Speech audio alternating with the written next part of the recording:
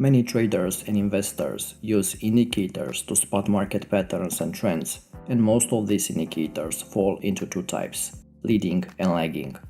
A leading indicator is a tool designed to anticipate the future direction of a market in order to enable traders to predict market movements ahead of time. In theory, if a leading indicator gives the correct signal, a trader can get in before the market movement and ride the entire trend. However, leading indicators are by no means 100% accurate, which is why they are often combined with other forms of technical analysis. A lagging indicator is a tool that provides delayed feedback, which means it gives a signal once the price movement has already passed or is in progress. These are used by traders to confirm the price trend before they enter a trade. These indicators are commonly used by trend traders. They don't show any upcoming price moves, but confirm that a trend is underway.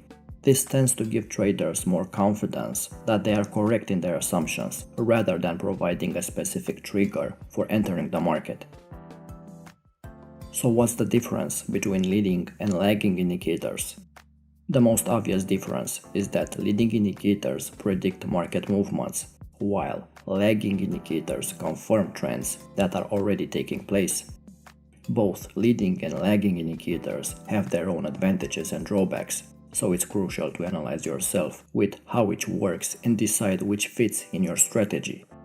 Leading indicators react to prices quickly, which can be great for short-term traders, but makes them prone to giving out false signals. Conversely, lagging indicators are far slower to react, which means that traders would have more accuracy, but could be late in entering the market. Lagging indicators are tools used by traders to analyze the market using an average of previous price action data. As the name implies, these indicators lag the market. This means that traders can witness a move before the indicator confirms it, meaning that the trader could lose out the start of the move. Many consider this as a necessary cost in order to confirm if the move gathers momentum. Others view this as a lost opportunity, as traders are missing getting into a trade at the very start of the move. A lagging indicator often makes use of price as an input variable and in most cases requires a longer look-back period in order to ascertain trends. Even with the delayed feedback, many traders prefer to use lagging technical indicators, as it helps them to trade with more confidence by validating their trade decisions. Usually, traders make use of 2 or more lagging indicators to confirm price trends before entering the trade. This can be viewed as a conservative way to trade, but don't let this draw you into a false sense of security that you can make the best decisions and make money consistently. Let's look at a classic example of a lagging indicator, namely the moving average. In this setup, we added a 50 period and a 200 period moving average to trade a golden and a death crosses, which are bullish and bearish crossovers of the 50 and the 200 simple moving averages. Generally, the asset is said to be bearish when the 50 SMA crosses below the 200 SMA, and bullish when the 50 SMA crosses above the 200 SMA. In this chart, notice that the signals generated by the bullish and bearish crossovers of the two moving averages occur very late.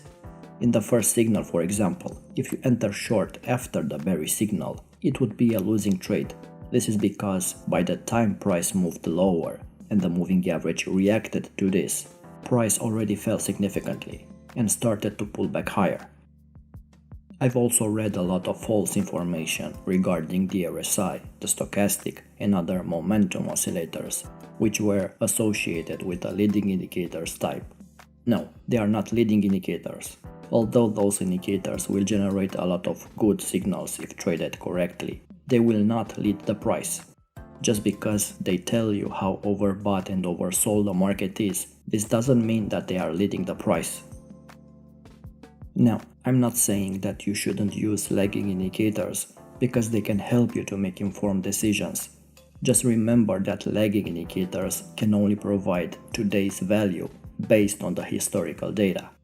Since these indicators lag the price of the asset, a significant move in the market generally occurs before the indicator can provide a signal.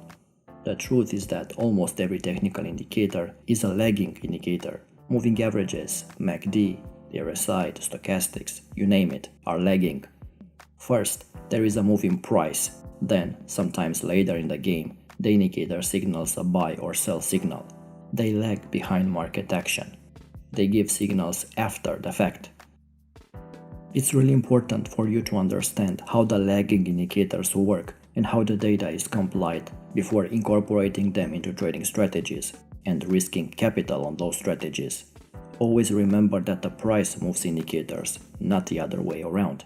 This is why they always look profitable when you look at them at the left side of the chart, when the price action is already unfolded. Leading indicators are different. Leading indicators are indicators able to precede the price movements of an asset due to their predictive qualities, while lagging indicators follow price movements and don't have reliable predictive qualities. Leading indicators are able to anticipate when major moves in the market would occur. A leading technical indicator is designed to anticipate future price moves in order to give you an edge. As magical as it sounds, a leading indicator relies upon the most common variable, price. A leading indicator will allow you to anticipate future price movements, and therefore you will be able to enter trades potentially at the start of the move. The downside is that traders are anticipating a move before it actually happens, and the market could move in the opposite direction. As a result, it isn't uncommon to witness false breakouts or signs of a trend reversal that just end up being minor retracements. So which indicators or tools I consider to be leading indicators? Well, pivot points are leading indicators. Pivot points are levels that were used by floor traders to determine directional movement and potential support and resistance levels. By analyzing today's high, low, and close, you are able to calculate the next day pivot points, as well as potential support and resistance levels. Part of what makes the pivot points so reliable is the fact that they are based purely on price. Plotting these levels allows you to know in advance some key levels for the next day. You know that if the price reaches this area, for example, there will be a reaction, a rejection, or a breakout. Fibonacci retracements and extensions are also leading tools. This means you can decide on the likely direction ahead of it happening, as compared to a lagging indicator, which only predicts movements after it has already started to occur. With Fibonacci as a leading indicator, you will see the entry point and place an order in advance of the market reaching your desired level. Other traders also consider volume as a leading indicator, but only in conjunction with price. Trend lines, support and resistance levels can also be considered leading tools because you can plot them on your charts and find levels where the price can react. Leading indicators tell you ahead of time where the market is likely to find support and where the market is likely to find resistance. Now, should you use leading or lagging indicators? For traders, it is often the dilemma of finding a balance between them. Rely only on leading indicators and chances are you will see a lot of false signals. Rely only on lagging indicators and you will likely enter late and hold on your trades too long and give back most of the profits. Traders looking for fast signals will tend to favor leading indicators. Traders seeking a greater degree of confidence will tend to favor lagging indicators. The trick is to achieve a proper balance by mixing leading and lagging indicators across time frames. If you can accomplish this objective, you can come up with a trading approach which is far superior to using either of the two exclusively. With these obvious drawbacks, it is best to develop a trading strategy that combines both leading and lagging indicators. For example, you can use a lagging indicator like the 200 exponential moving average and a leading one, the pivot points. First, determine the context for the trade using the lagging indicators. So if the price is below the 200 EMA, we have a downtrend, and above 200 EMA, an uptrend. Then, establish the entry using the leading indicator, namely the pivot points. You can buy a pullback, for example, at the central pivot point when the market is above 200 EMA in the direction of the trend. You can continue to use the leading indicator to find the stop placement point, meaning your stop loss order. In the case of this uptrend, this would be below a substantial support level. maybe below S1 level. Or you can use a Fibonacci retracement and an oscillator, like the stochastic, again a leading and a lagging tool side by side.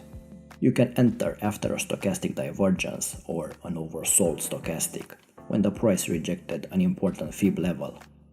Again, try to find the proper balance by mixing leading and lagging indicators with the aim of stacking the odds in your favor. If you learned something new and found value, leave us a like to show support, subscribe to our channel, and click the bell icon to stay in touch when we upload new videos. Until next time.